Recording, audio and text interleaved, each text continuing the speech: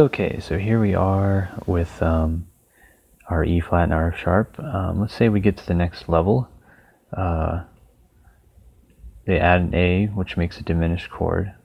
Now, what happens when you get to the third level and you've got a C? Well, now you've got 4 notes that are equidistant. And the issue that you get with that is that you can no longer rely on one of the notes to become a key center based on the relationships between the notes, because the relationships are equidistant. It's a minor third, another minor third, and another minor third. So another minor third. So what happens is there's no center here. There's no key center. There's no way to sort of create a key center unless you have a drone in the background. So what we have here is that we start going through these notes.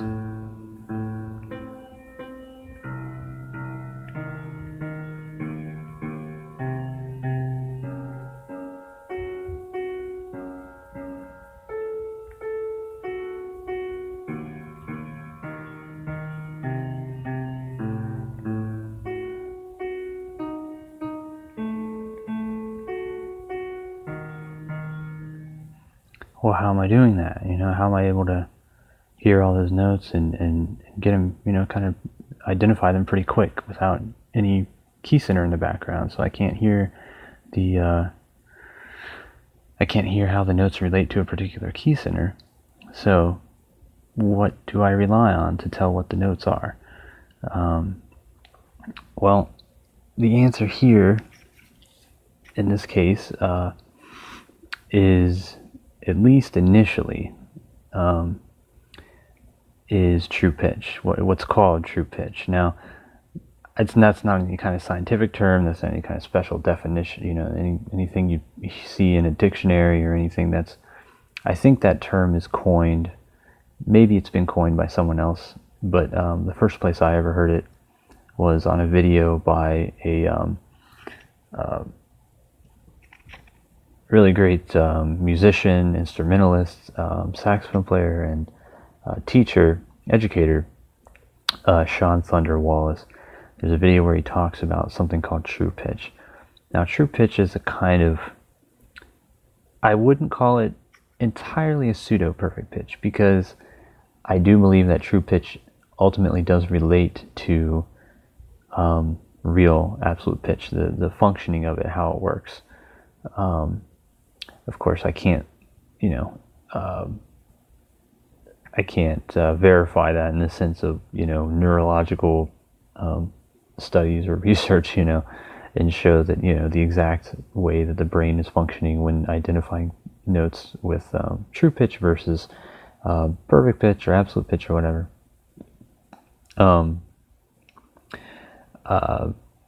However, I really have a pretty strong hunch that there's a strong relationship between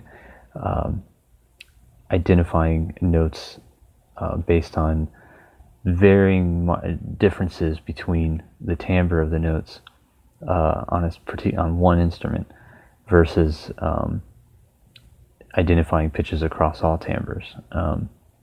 There is a relationship there, I believe, because I've sort of experienced it in my training over the past 20 years. But so let's take this F sharp here, and then let's take this E flat.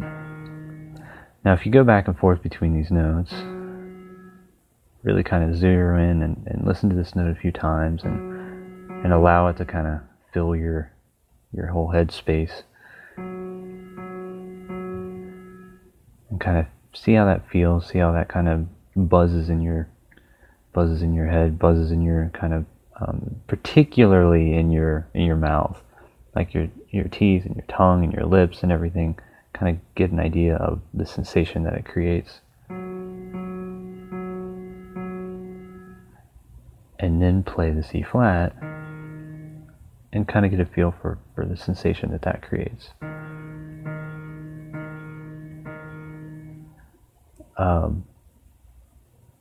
To kind of define it or try to give it a feeling of what it's like, to me anyway,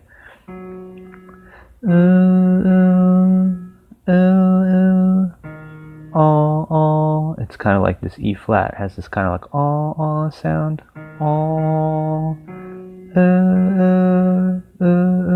ah. So it's like ah, ah.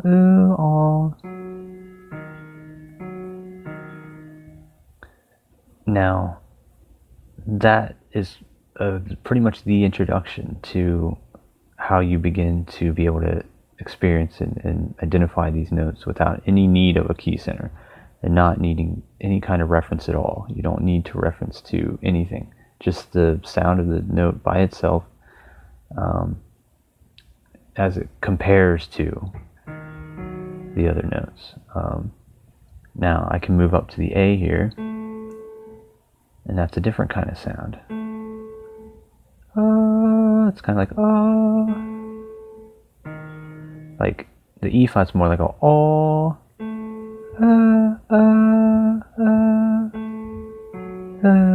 oh. It's like oh,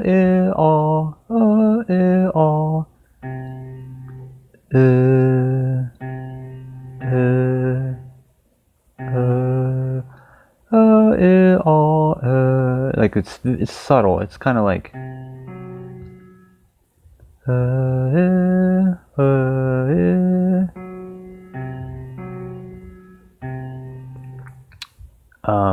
so you start to get a feel for these sounds.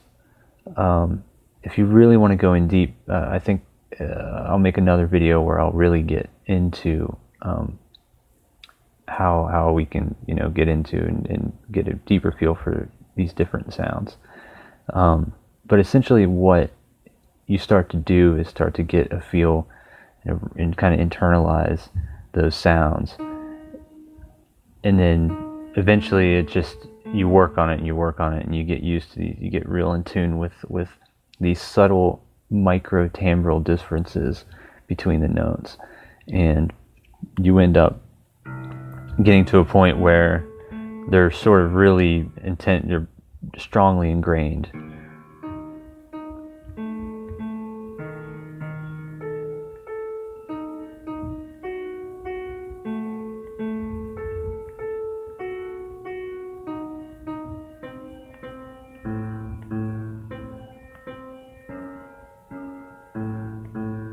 So